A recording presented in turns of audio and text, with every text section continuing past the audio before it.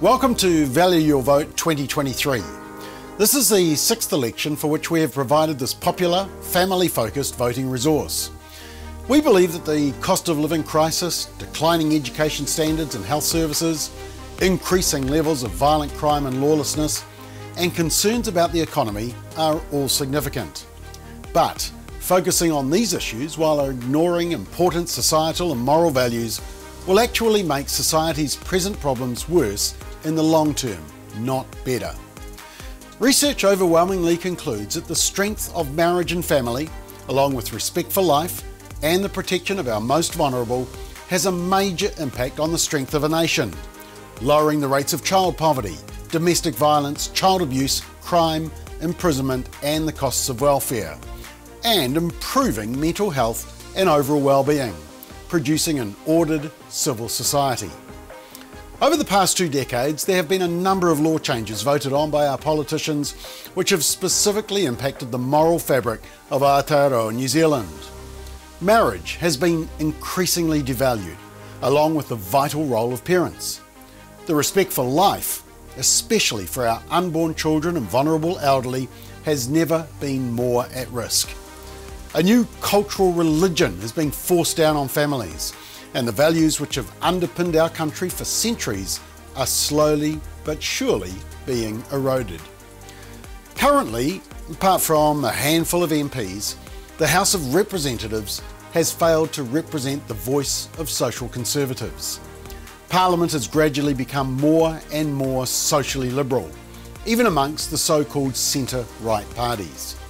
A parliament which unanimously votes to allow gender on a birth certificate to be based on self-identity rather than biological history proves just how liberal the institution has become.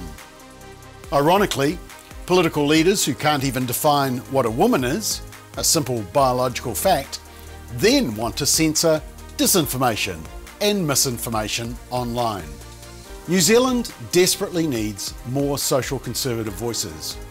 We need politicians in Parliament who will speak boldly and unapologetically for the unborn child, who will oppose radical sexuality and gender ideology, divisive critical theory, and climate alarmism targeted at young children, and protect vulnerable young people from the chemicalisation and castration of their healthy bodies.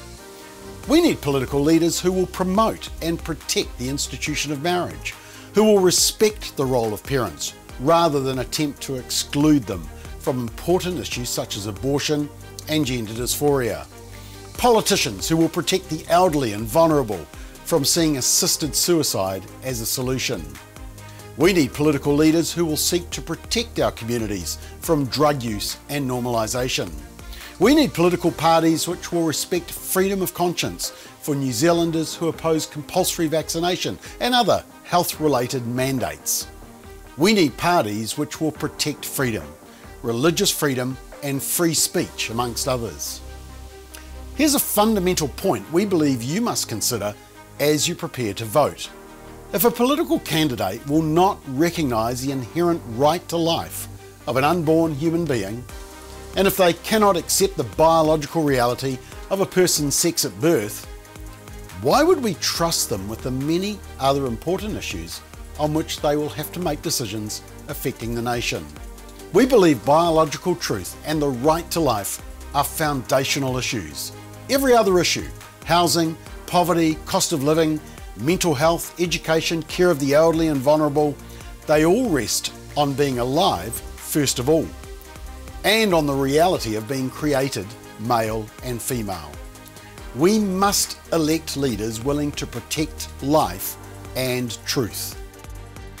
Value Your Vote allows you to see how each current or past MP seeking re-election has voted on important social issues. Many of them are conscience votes, allowing an MP to vote according to his or her conscience rather than along party lines. However, in many cases, there seems to be a party conscience. Each party leader, including most of the minor parties, has also been sent a questionnaire asking for his or her opinion on a number of important social issues. In some cases, they've sadly refused to answer the survey, and we have recorded their responses based on voting records or public statements.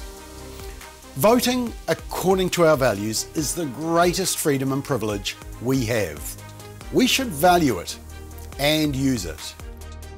Now please note, Family First does not endorse or oppose candidates or parties for elective office.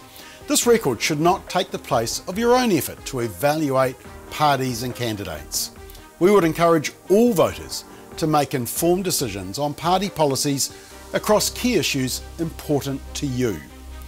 But we're pleased to offer this guide as a helpful resource to aid you in making an informed decision when you vote this October.